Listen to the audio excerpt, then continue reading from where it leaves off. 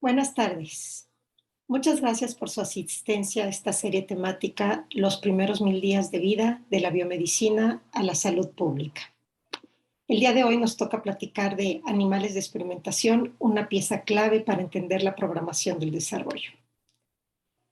Lo primero con lo que hay que iniciar es diciendo que los animales desempeñan múltiples funciones en la vida cotidiana del ser humano.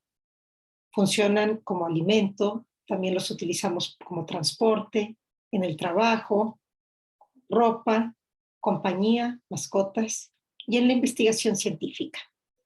Sin embargo, solamente menos del 0.0003% de los animales que se utilizan en beneficio del humano son utilizados en investigación. Esto quiere decir que solamente 3 de cada 100,000 animales que se utilizan para el beneficio del humano se utilizan en investigación científica. Y los beneficios son muchos. Tiene una importancia muy grande en términos de mejorar la salud, calidad de vida y sobrevida, por supuesto, de los humanos, pero también, aunque sea en menor proporción, de otros animales, de otras especies.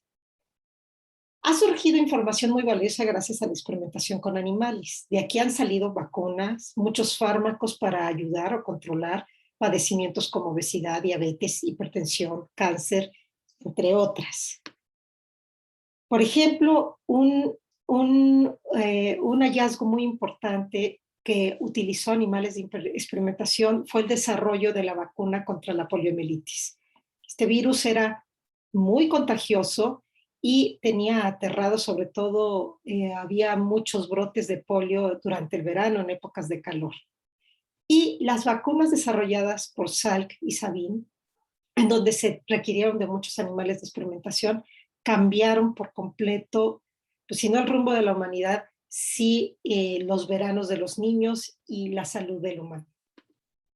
Otro ejemplo muy importante y que está muy actualizado es el desarrollo de la vacuna contra la COVID-19, en donde se ha desarrollado de una forma expedita en todo el mundo, bueno, en muchos países del mundo, y en los cuales se ha requerido el uso de animales de experimentación. La Declaración de Helsinki de la Asociación Médica Mundial, que es uno de los tratados más importantes de la ética para el desarrollo de investigación, establece que todos los ensayos clínicos en humanos deben de ir precedidos de pruebas en animales. Esto nos habla y nos enfatiza de que el uso de modelos de animales son muy importantes para entender, diagnosticar y desarrollar tratamientos seguros para el bien de humano y de otras especies de animales.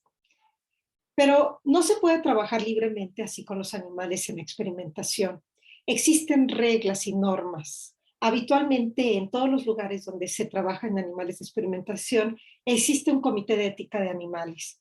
Muchas veces se llama CICUAL por sus siglas de Comité Institucional o Comité Interno del Cuidado y Uso de Animales de Laboratorio. Y este comité, pues bueno, pone las reglas para el buen funcionamiento, es la voz de los que no tienen voz, para que el investigador pueda proponer un protocolo de investigación y lo someta al comité. El comité lo evalúa, le notifica al investigador y en caso de ser aprobado, le comunica al bioterio, que es el lugar donde se guardan y se hacen los procedimientos de los animales, y el bioterio se encarga de hacer cumplir con las normas e informa al comité que todo bajo control. Entonces, dentro de las funciones del CICUAL está elaborar el reglamento, revisar y aprobar los protocolos, autorizar modificaciones, extensiones de protocolos, asesora al jefe de bioterio, responde dudas y asesora a los investigadores, sesiona periódicamente, revisa periódicamente las instalaciones del bioterio, que todos estén perfectamente bien, y suspende protocolos que no cumplan con lo que ya habían establecido o que cometan faltas, y registra evidencias del uso correcto de los animales. Entonces, el CICUAL es muy importante, los comités de ética, para que podamos trabajar adecuadamente con los animales. Hace no muchos años surgió el principio de las 3 Rs, en donde habla de cómo el uso óptimo de animales. Reemplazo significa, una de las Rs, que en la medida de lo posible, si se puede realizar el experimento sin animales, se haga, ya sea por cultivos celulares, uso de bacterias, organoides, análisis computacionales. También reducir, o sea, utilizar no cuantos animales querramos, sino los mínimos necesarios para poder llevar a cabo adecuadamente el experimento. Y el refinamiento habla de reducir todas las medidas de dolor y de procedimientos que sean innecesarios y que el alojamiento de los animales sea adecuado e inclusive enriquecido para que puedan vivir adecuadamente. Recientemente también surgió el concepto de las 3 Cs, en donde habla de una ciencia correcta, que es la primera C, el adecuado método científico, integridad, cumplimiento de la normatividad. Y, por ejemplo, aquí es importante resaltar que no es ético si se obtienen resultados con los animales de experimentación, guardarlos en el cajón. Es importante publicar, inclusive cuando los resultados sean negativos o contrarios a la hipótesis establecida.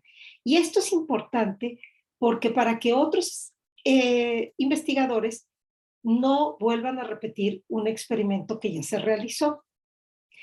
El criterio objetivo de innovar para reemplazar, reducir y refinar, o sea, esto es un continuo cambio. Las reglas establecidas ayer quizás ya no funcionen para el día de hoy porque cada día hay que mejorarlas. Y la cultura del cuidado, en donde hay teorías éticas del bienestar animal y con actuar siempre con responsabilidad. Como les decía yo, esto es un cambiante. Por ejemplo, hace menos de una semana en el Diario Oficial de la Federación se decretó que dentro de las reglas ya no se pueden utilizar cosméticos en México en donde se hayan utilizado animales de experimentación para diseñarlos. Tampoco importar o traer cosméticos de otro país en donde estos cosméticos hayan usado animales de experimentación. Eso ya está prohibido y esto es relativamente nuevo. Pero ¿cómo funcionan los animales de experimentación en la programación del desarrollo? Bueno, en general, pero en específico para la programación del desarrollo, el hecho de que los animales, algunos como los roedores, tienen periodos de vida más cortos y esto ayuda a la facilidad de vivienda y a que haya costos más bajos y a que los periodos de vida cortos se ayudan a que se puedan hacer estudios transgeneracionales y de envejecimiento. Los estudios de programación del desarrollo van desde la concepción hasta que la cría ya tiene una edad vieja. Para todos aquellos que no han asistido previamente a estos ciclos de los 1000 días, les explicaré brevemente que se sabe actualmente que el fenotipo no nada más está determinado por factores genéticos, sino que existe una fuerte influencia ambiental, teniendo una mayor injerencia en etapas tempranas del desarrollo, o sea, en la vida pre y postnatal. A esta interacción entre genes y ambiente que da el fenotipo se le llama programación del desarrollo. También se le conoce como los primeros 1000 días de vida, porque abarca precisamente desde la concepción hasta el nacimiento, o sea, los 9 meses de embarazo, y los primeros 2 años de vida. Y en total estos suman 1000 días. Existen muchos datos epidemiológicos que apoyan a decir que este ambiente en las primeras etapas va a tener una injerencia muy fuerte en la vida de la persona. Por ejemplo, los estudios realizados con respecto al invierno ambiente holandés, que abarcó de septiembre del 44 a mayo del 45, en donde los nazis invadieron a la Holanda occidental y la liberaron hasta mayo del 45, 7 de mayo, y coincidió además con un invierno muy crudo, en donde hubo una gran escasez de alimentos. Muchos años después se hizo los estudios epidemiológicos en donde se sabe, por ejemplo, actualmente estas personas tienen un poco más de 70 años, que los niños que nacieron durante el invierno ambiente holandés tienen una mayor tendencia a la obesidad si la mamá estuvo expuesta a la restricción nutricional en el primer trimestre de embarazo.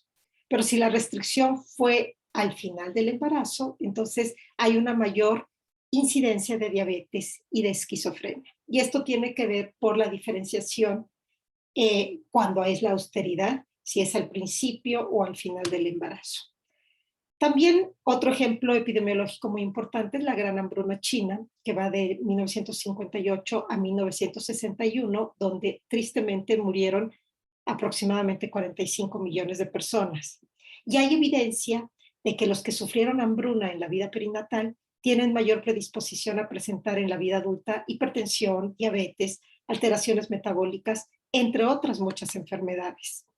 Otro muy buen ejemplo es el sitio de Leningrado, en San Petersburgo, que va de 1941 a 1944, en donde fueron 872 días de sitio y alrededor de 2 millones de muertes. Los bebés que nacieron durante este periodo presentaron una mayor susceptibilidad de enfermedades coronarias.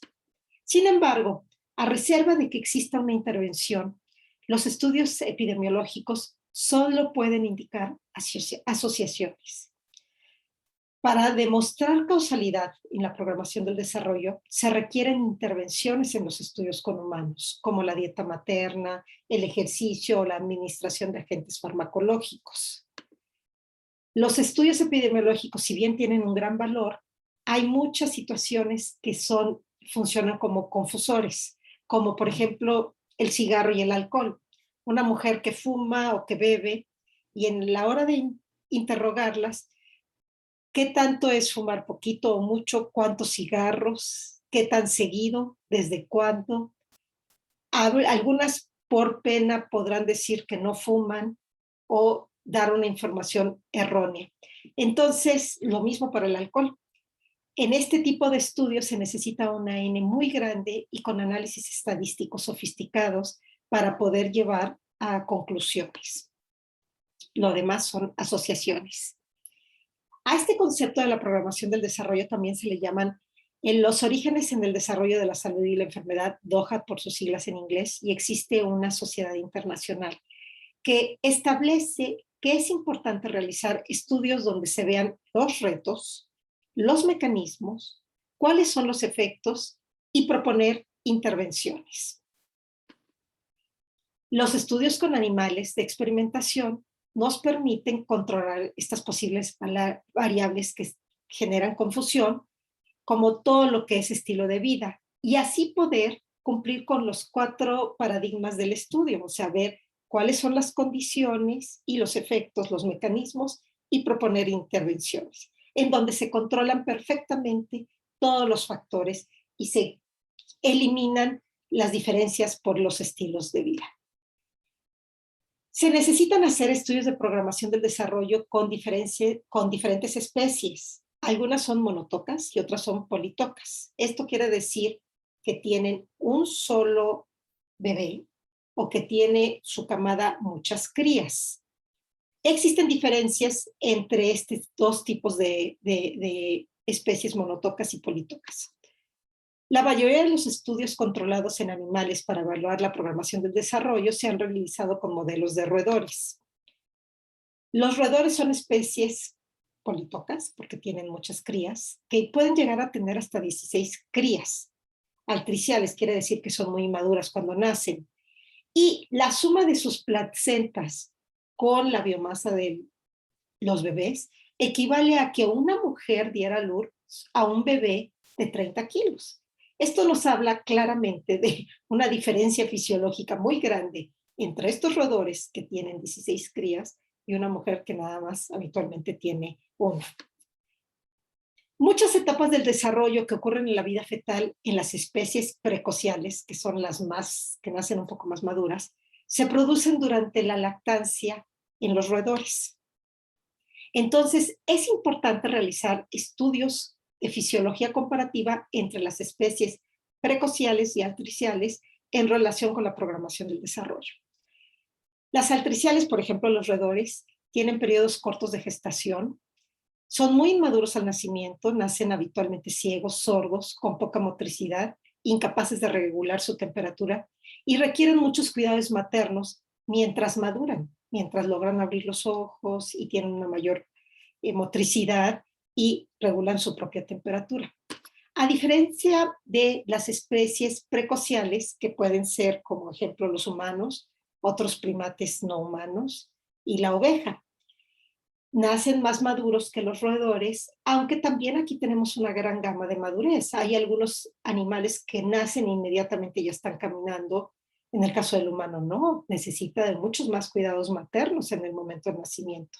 Entonces, hay un gran rango de madurez entre las diferentes especies Y es muy importante la fisiología comparativa de todos cuando se realizan estudios experimentales, y las diferencias y las similitudes es lo que nos ayudará a dar respuesta a nuestra pregunta de investigación.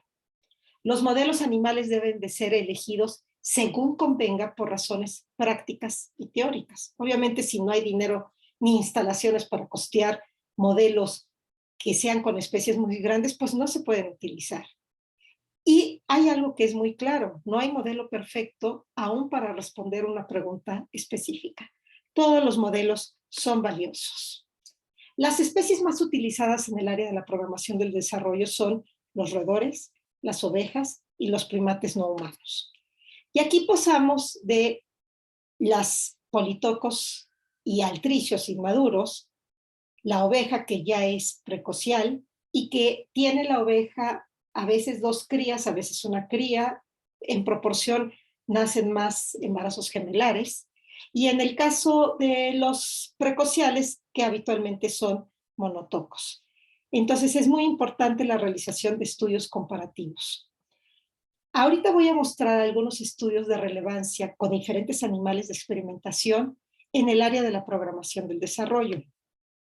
Un estudio muy viejo del doctor Hammond, en donde todavía no existía el concepto de la programación como tal, hizo dos cruzas diferentes de caballos. Una en donde la raza yegua era grande, Shire, y el macho era pequeño, Pony. Y la cruza inversa, en donde la yegua era la pequeña y el macho era el grande. Los potrillos, que genéticamente eran semejantes, fueron más grandes siempre cuando la madre, la yegua, era grande, a cuando la madre era pequeña. Esto nos está hablando del ambiente intrauterino y la importancia que tuvo el tamaño y el ambiente intrauterino materno. Posteriormente, en los 90, se hizo un estudio un poquito más controlado, en donde se utilizaron dos razas diferentes de cerdos, la Meshian, que son pequeños, y la Yorkshire, que son grandes, y se hizo transferencia embriónica de estas dos razas diferentes de cerdos a madres pequeñas y madres grandes. Y se pudo observar que siempre crecieron independientemente de la raza del embrión, si era Meshian o Yorkshire, un poco más grande cuando se implantaban en la madre Yorkshire. Por supuesto, más grande si venía de un embrión Yorkshire. Y más pequeñas cuando la madre era Meshian, entonces de raza Meshian. Entonces es muy importante este estudio en los años 90 para establecer que no nada más los genes son importantes, sino aquí también influyó la raza de la madre, el ambiente materno. Este es un estudio muy bonito de las ovejas. Las ovejas se aparean en el verano y nacen habitualmente en el invierno. Si nacen a principios del invierno, nacen con muy poquita lana, y si nacen a finales del invierno, nacen con menos lana. Esto quiere decir que pues, si nacen muy al principio, necesitan mucha más lana para poder aguantar el frío. Otra situación en los fetos es que hay una diferente concentración de prolactina. Los que nacen al final de la lactancia tienen poca prolactina, pero muy poca comparada con los que nacen a principios del invierno. Entonces hay una conexión y la explicación es muy linda. Hay una comunicación madre-hijo durante la gestación. La melatonina en este caso es uno de los varios, porque hay varios tipos de relojes moleculares que la madre proporciona al feto. El cerebro produce melatonina en la fase de oscuridad y durante el invierno se produce mayor cantidad de melatonina y por mayor tiempo, porque hay más tiempo de oscuridad. La melatonina pasa de la madre al feto a través de la placenta y la melatonina estimula la producción de prolactina y esta prolactina tiene una regulación en la cantidad de lana. Entonces, es una comunicación madre-hija-hijo que va a regular la cantidad de lana que se requiere en ese momento y no tiene que ver con factores genéticos, tiene que ver con factores ambientales. Este ejemplo también es muy bello y se realizó en los años 60, a principios de los 60, donde todavía no existía el concepto de programación del desarrollo, y nos habla de que existen periodos críticos del desarrollo con mayor vulnerabilidad. Una rata hembra, si a los 4 días de edad se le administra testosterona, cuando sea adulta no va a ciclar, va a no va a tener ciclos ovulatorios. Sin embargo, si esta testosterona se administra en día 16 de edad, que todavía es un periodo de lactancia, la rata tendrá ciclos regulares normales. Nos está hablando de la programación del centro del desarrollo sexual a nivel hipotalámico en una etapa temprana del desarrollo. Otro ejemplo muy bonito es el que muestra la importancia de la nutrición en etapas muy tempranas con las abejas. Las abejas tenemos varias larvas, todas genéticamente muy semejantes, y dependiendo de en qué tipo de celdas sean colocadas y si son alimentadas con jalea real o jalea obrera, se va a desarrollar una abeja diferente. La jalea real tiene una diferente concentración de proteínas y diferente tipo de proteína. Esenciales y vitaminas y lípidos y una mayor concentración de carbohidratos, 12% en comparación con 4% que tiene la jalea obrera, que tiene menos, pero además de diferente tipo de azúcares. Este tipo de alimentación va a hacer que se desarrolle o una abeja reina o una abeja obrera, que son muy diferentes. La reina vive más, es fértil, es más grande comparada con la obrera que vive menos, que es infértil. La alimentación con esta jalea va a estimular, por ejemplo, la jalea real, la producción de mayores concentraciones de hormona juvenil en diferentes etapas de larvarias cruciales, la larvaria 3, 4, que son necesarias para que se desarrolle una abeja fértil, que es la etapa del desarrollo. Entonces, esta nutrición va a generar la producción de esta hormona que va a permitir un desarrollo fenotípico totalmente diferente. Podemos ver que genéticamente igual, pero los destinos serán diferentes de acuerdo al ambiente que hay, la nutrición en este caso en etapa temprana, teniendo un genoma, pero muchos epigenomas posibles. Otro ejemplo muy semejante es el de los ratones agouti. Estos aquí podemos ver 5 ratones agouti de la misma camada, en donde hay diferentes colores, y a mayor concentración de ácido fólico en la dieta materna, el ácido fólico, que es un importante donador de grupos metilos, tendrá un café más oscuro. A pesar de que son la misma camada, la cantidad de folatos que cruzan la placenta fue diferente porque cada uno tiene su placenta, y esto va a determinar un fenotipo en términos de color totalmente diferente, lo cual va a depender del flujo sanguíneo uteroplacentario, en donde haya mayor o menor concentración de grupos donadores de metilo. Otro ejemplo muy bonito para ayudarnos a entender la programación del desarrollo es un experimento realizado por el doctor Dino Gisani de la Universidad de Cambridge, pero que su origen él es de Bolivia, y el doctor Carlos Blanco de Argentina, en donde el experimento consiste en tener huevos provenientes de madres que viven a nivel del mar y huevos provenientes de madres que viven a gran altitud. Y estos huevos son incubados con mayor oxígeno o con menor oxígeno. Y dependiendo si provienen de madres donde hay una mayor altitud, serán más grandes con respecto a los huevos que son incubados de madres de una menor altitud. Y es que los que vienen de madres de gran altitud están acondicionados o preparados para responder a una menor concentración de oxígeno. Claro que si son incubados con mayor oxígeno o menor oxígeno responderán al respecto, pero es un ejemplo muy bello donde también se puede ver la programación del desarrollo y todas las adecuaciones que hace la madre. Con respecto al modelo con babuinos, por ejemplo, en los babuinos es la especie de primates no humanos con mayor cantidad de experimentos de la función endocrina, pulmonar y cardiovascular en términos de programación del desarrollo. En el Centro de Primates en San Antonio, bajo la dirección del doctor Peter Nathaniel, se desarrollan muchos estudios con respecto a programación y diferentes nutrición materna. Voy a presentar unos pequeños datos de madres babuinas que fueron alimentadas con una restricción calórica al 30% durante el embarazo y hasta el final de la lactancia.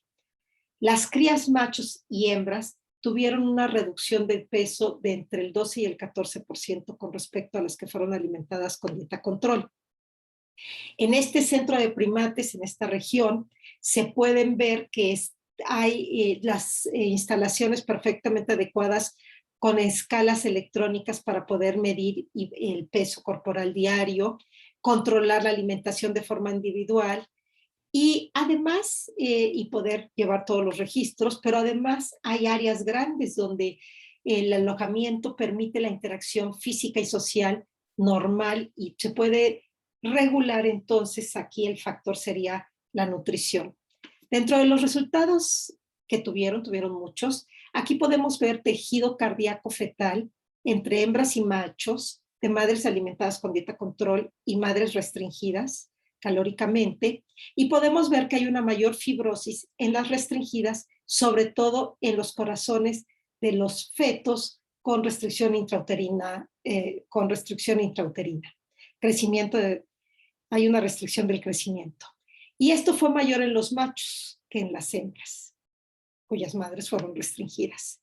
También hay una correlación negativa en donde a menor peso corporal hay a mayor peso corporal hay una menor % de fibrosis. A menor peso corporal hay un mayor % de fibrosis que va de la mano con los resultados que se muestran en la histología. También la función sistólica, la fracción de eyección fue menor en los animales, tanto los controles cuando ya eran viejos con respecto a los que eran jóvenes, y también los jóvenes que tuvieron retraso de crecimiento intrauterino porque la madre fue restringida. Entonces podemos ver un menor crecimiento, una función diferente, de menor calidad, en el caso de los jóvenes restringidos comparada con los controles, pero cuando ya son viejos.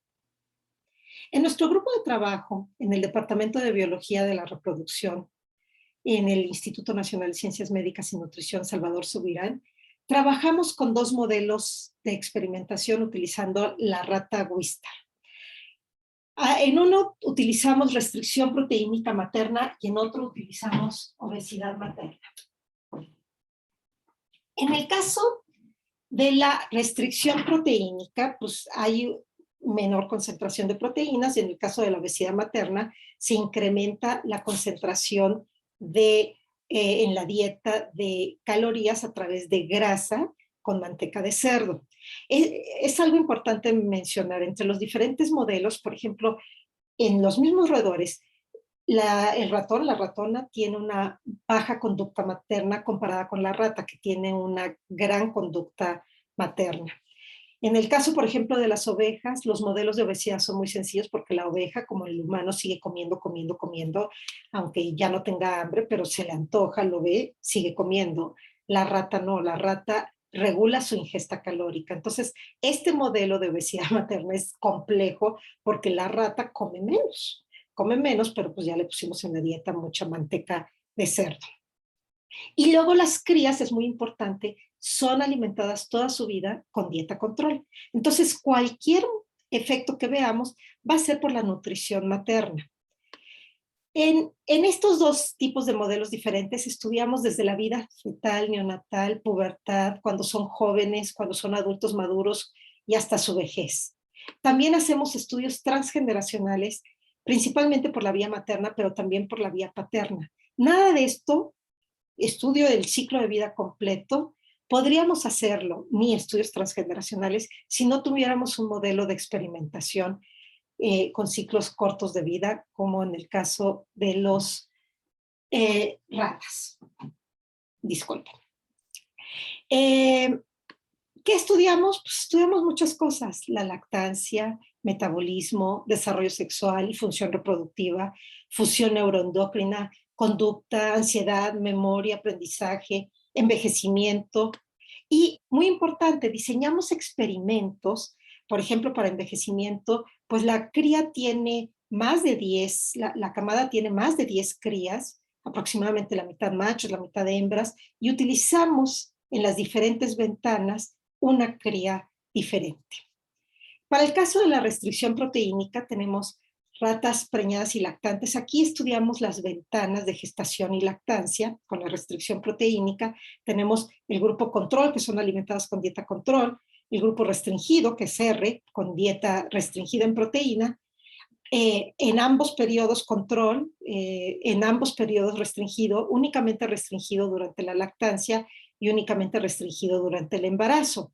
Se hace un ajuste de camada, bueno, las camadas que nacen con muy poquitas crías o que tienen muchas crías, pues se utilizan los animales para otros experimentos. Nosotros trabajamos con una ventana de crías y luego se hace un ajuste de crías cuando al nacimiento para poder tener una lactancia con una nutrición semejante. ¿Qué sucede metabólicamente, por ejemplo, en la vida postnatal? Pues aquí, dependiendo de las ventanas, podemos ver que la hormona leptina, existe un pico de leptina en el caso de las crías de los roedores entre el día 10 y 14. Este aumento de concentración de leptina tiene una importancia fisiológica muy grande en términos de la programación a nivel del centro del apetito a nivel hipotalámico. Entonces, en las crías que vienen de madres controles y únicamente restringidas durante la lactancia, el pico de leptina se encuentra normal, no así en las que provienen de animales restringidos durante embarazo y lactancia o nada más durante el embarazo. Esto fue muy importante porque cuando ya tuvieron una vida adulta, las concentraciones de leptina en estos grupos fue diferente con respecto a las del grupo control y generaron resistencia a la leptina. La leptina es una hormona que regula la ingesta de alimento y el gasto calórico. Entonces, al haber una resistencia a la leptina, pues tenemos un fenotipo diferente. Aquí, por ejemplo, estoy mostrando el crecimiento de las crías. Las que fueron restringidas durante el embarazo nacen más pequeñas que las controles, pero para el final de la lactancia ya tuvieron su famoso catch-up y crecieron, e inclusive en la vida postnatal crecen mucho más. Y se quedan las crías que fueron restringidas durante el embarazo y la lactancia, se quedan más pequeñas. En esta foto ejemplifico dos primas hermanas, hembras, que provienen de la misma abuela, y las madres hermanas. La única diferencia fue el tipo de alimentación durante la lactancia, durante el embarazo. Y esto pues generó probablemente muchos cambios, entre otras cosas, el centro del apetito, la resistencia a la leptina y la ingesta de alimento en la vida adulta. También hicimos estudios transgeneracionales con respecto a la resistencia a la insulina. Las crías de estas madres, dependiendo de la ventana de restricción, en donde pudimos disecar muy bien lo que sucede en cada ventana, las que provienen, estas que se ponen con un mayor peso, también tuvieron resistencia a la insulina. Y los nietos, dependiendo si la abuela había sido restringida en el embarazo, las nietas tenían resistencia a la insulina, y el paso transgeneracional, en el caso de los machos, fue si la abuela había sido restringida durante la lactancia. También hicimos desarrollos cognitivos en donde pudimos ver los cambios estructurales en el cerebro en la edad adulta dependiendo de la restricción, y pudimos ver una menor conectividad y fibras nerviosas y los espacios a nivel neurológico por histología. Hicimos diferentes pruebas de memoria y aprendizaje espacial con el Water-Morris y pudimos ver que la memoria espacial se ve afectada si la madre fue restringida en el embarazo. También hicimos pruebas de aprendizaje asociativo y motivación al trabajo por medio de la cámara de Skinner, en donde vemos problemas de aprendizaje en las crías cuyas madres fueron restringidas, a pesar de haber sido alimentadas con dieta control toda su vida. Y una vez que aprenden, no les gusta trabajar por la recompensa. Algo muy diferente que vimos cuando hicimos el modelo de obesidad. En el modelo de obesidad, las crías también tienen problemas para aprender, pero una vez que aprenden, sí trabajan por su recompensa, que es agua azucarada. O sea, hay también un gusto por lo dulce que es programado. Todo esto lo pudimos hacer gracias a que pudimos trabajar con animales de experimentación. Sería imposible en los humanos decir, a ver señora, usted no coma, usted sí coma mucho mientras está embarazada, a su hijo dele esto, póngalo a hacer esto. Esto no podría ser, estos estudios no serían posibles si se hicieran con humanos. Hicimos otras pruebas como pruebas de ansiedad, también de depresión, y pudimos ver que hay mayor ansiedad y mayor depresión en las crías que provienen de madres restringidas. Estos estudios también los hicimos en el modelo de obesidad. Y uno de los hallazgos es que a la hora de estudiar los ácidos grasos poliinsaturados de cadena larga, algunos importantes como el docosahexaenoico y el eicopentanoico, los produce en menor proporción la madre restringida y incrementa su concentración de corticosterona, que equivale al cortisol en el caso de los humanos, y esto pasa a través de la placenta y la leche, lo que genera que en el cerebro, que son muy importantes para la formación del cerebro, en esas ventanas, haya deficiencias y luego las conductas que observamos. Con respecto a la obesidad materna, pues también tenemos estudios muy bonitos en donde lo que les explicaba yo, les dábamos una dieta alta en grasa, con hipercalórica, hiperlipídica, con no solamente grasa normal, sino manteca de grasa. Comían menos porque no les gustan, regulan su ingesta calórica, pero sí tenían una mayor cantidad de estas grasas que no son favorables.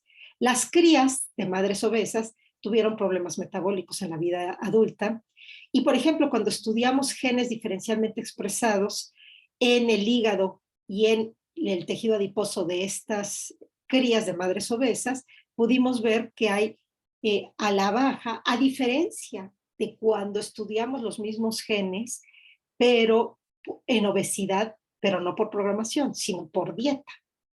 Si a una rata le hacemos la expresión de estos genes porque la alimentamos con una dieta alta en grasa, estarán estos genes expresados a la alta, mientras que por programación los encontramos a la baja. Obesidad por programación materna. Esto nos habla, es importante entender los mecanismos porque las intervenciones pueden ser diferentes. En el caso, por ejemplo, del hígado, pues el hígado fetal puede ser vulnerable a la esteatosis porque los depósitos de grasa fetales inmaduros no son capaces de amortiguar el exceso de lípidos que pasan a través de la placenta de la madre.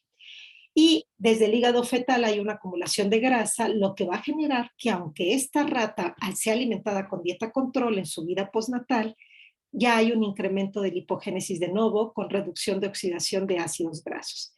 Esos mecanismos los pudimos entender gracias a que utilizamos animales de experimentación. También vimos a la hora de ver algunas vías de señalización, por ejemplo, de fosforilación oxidativa, que encontramos para las crías macho muchos genes expresados a la baja en términos de crías que provienen de madres obesas, en términos de la fosforilación oxidativa.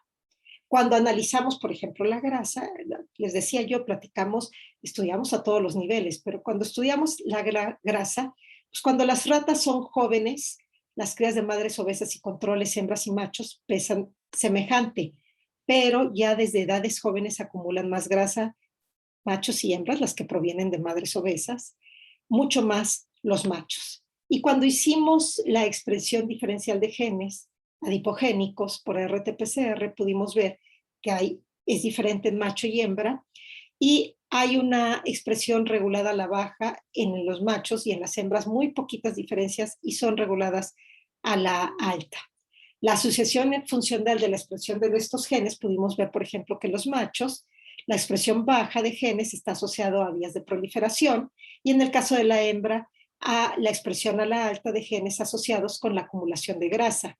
Pero el caso es que la obesidad materna programó la expansión del tejido adiposo de la cría, reduciendo la proporción de adipocitos pequeños e incrementando la de los grandes, lo cual está asociado a un perfil metabólico adverso por mecanismos bien diferentes en hembras y en machos. Y todo esto lo pudimos explorar gracias a que utilizamos animales de experimentación. También hemos hecho estudios de correlación de muchas variables de las madres en el momento del embarazo con respecto a las crías cuando son adultas. Aquí un par de ejemplos. El peso materno en la concepción correlaciona positivamente con el índice de adiposidad de la cría si es macho. Si es hembra, no hay una correlación. Sin embargo, la concentración de leptina materna en el momento del embarazo correlaciona positivamente tanto para machos como para hembras con el índice de adiposidad cuando son adultas. Y también tenemos otros más biomarcadores que nos pueden predecir, en el caso de cómo está la madre en el momento del embarazo, a lo que sucederá en la crías en la vida adulta. Hemos estudiado muchos modelos, por ejemplo, tanto para la desnutrición materna como para la obesidad materna. Podemos ver que hay una programación de la cría macho en términos de su desarrollo sexual y su función reproductiva. En términos generales, para ambos modelos hay obesidad, un incremento del estrés oxidante, tanto en el espermatozoide como en el testículo, una disminución de concentraciones de testosterona, la calidad del espermatozoide es menor y la concentración también, y la tasa de fertilidad se ve disminuida. Pero sí son fértiles y hay un paso transgeneracional que afecta a las siguientes generaciones. Entonces, la desnutrición materna y la obesidad materna va a afectar a la programación de la cría macho a través de las generaciones. La mayoría de los estudios de la programación se restringen a las etapas tempranas de la vida. Muy pocos estudian la programación en el proceso del envejecimiento, pues porque es muy caro y porque hay que llevarlo a etapas muy tardías y esto lleva tiempo y pues aparte de caro, pues es mucho tiempo. Los roedores son ideales para llevar a cabo este tipo de estudios y, por ejemplo, un estudio de la doctora Susan Ozanne, que ella se encuentra en la Universidad de Cambridge, en donde hay una diferente dieta de la madre durante el embarazo y la lactancia con dieta control o deficiencia en proteína, y luego estudia la cría, a la cual también le da diferentes tipos de dietas, altas en grasa o dietas controles. Y ve que la longevidad se va disminuyendo si la cría es alimentada en la vida postnatal con una dieta muy calórica, pero si la cría fue su madre restringida proteínicamente durante el embarazo, todavía reduce menos la longevidad. Y si, además de haber sido restringida, fue alimentada con una dieta alta en grasa, todavía disminuye más la longevidad de estas crías. Nuestro grupo de trabajo también hemos estudiado la longevidad, tanto para la restricción proteínica como para la obesidad materna, y hemos visto que hay un dimorfismo sexual en machos y hembras, y podemos ver en diferentes etapas de la vida que las crías de madres obesas, por diferentes mecanismos y de una forma diferencial entre machos y hembras, acumulan más grasa, leptina, índice de resistencia a la insulina también se va incrementando con la edad, pero mucho más si provienen de madres obesas. Y en algunos casos hay interacción entre la dieta materna y la edad de la cría. En nuestro modelo, entonces, la obesidad materna disminuye la sobrevida en las crías y en nuestro laboratorio las ratas normalmente viven más de 850 días, pero los hijos de madres obesas viven aproximadamente 650 días. En el caso de si la madre es restringida, también afecta la sobrevida, pero mucho menos con respecto a la obesidad materna. También hemos podido tener modelos de intervención materna que nos ayuden no solamente a entender algunos de los mecanismos, sino que nos permiten ver cómo se beneficia la madre y posteriormente la cría con algunos modelos de intervención en la obesidad materna. Hemos hecho intervención nutricional con resveratrol, con ácido docosahexaenoico, ejercicio, probióticos, y luego vemos los efectos en la cría. Brevemente, si a la madre obesa la ponemos a dieta control, nada más cambiamos la dieta alta en grasa a una dieta control durante un mes antes del embarazo y lactancia, la cría, estas tienen 650 días de edad, o sea, están al final de su vida, las crías cuyas madres fueron intervenidas se parecen metabólicamente y en muchas cosas más a las madres controles y tienen un fenotipo muy diferente con respecto a las crías de madres obesas. Hay que recordar que siempre fueron alimentadas con dieta control. Cuando las ponemos a hacer ejercicio también durante el embarazo, en la lactancia como que no les gusta hacer ejercicio, también podemos ver un fenotipo diferente. O sea, las crías de madres obesas pero que hicieron ejercicio tienen un fenotipo semejante a las del control. Se previenen muchos de los efectos adversos. Y en este estudio pudimos ver también la programación positiva, porque las mejores crías en términos de desarrollo neurológico, memoria, aprendizaje y metabolismo fueron las crías de madres alimentadas con dieta control que hicieron ejercicio. Y pues también tenemos otras intervenciones como la del resveratrol, que también las llevamos a las crías hasta edades muy grandes, en donde pudimos entender por mecanismos de, de mecanismos en este caso, de incremento de estrés oxidante y cómo al usar un antioxidante se reduce este estrés oxidante y algunos otros, las madres intervenidas con resveratrol también favorecieron a sus crías si estaban alimentadas con una dieta alta en grasa.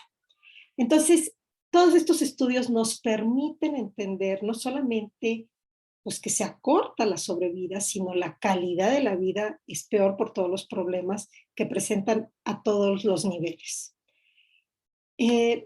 Hay un investigador de la Universidad Autónoma de Barcelona, Josep Santaló, que dice, hasta que los ordenadores no sean capaces de mimetizar la complejidad de un organismo, será complicado poder reemplazar por completo el uso de animales.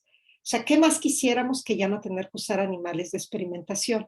Pero es muy difícil y complejo poder tener resultados y hallazgos semejantes si no utilizamos los animales de experimentación. Afortunadamente, cada vez hay más reglas que nos permiten trabajar de una forma adecuada y se van a seguir depurando. Cada vez habrá más normatividad para poder trabajar con animales de experimentación, pero lo que nos ofrecen es mucho, al humano y a otras especies. Para finalizar, quisiera dar las gracias al maravilloso grupo al que pertenezco de trabajo, de Programación del Desarrollo en el Departamento de Biología de la Reproducción del Instituto Nacional de Ciencias Médicas y Nutrición, a nuestros dos asesores, el doctor Fernando Larrea y el doctor Peter Nathaniels, y a todos los financiamientos que hemos obtenido, tanto nacionales como internacionales. Y me gusta terminar con esta diapositiva, In my beginning is my end, dar las gracias y quedo atenta a cualquier pregunta. Muchas gracias.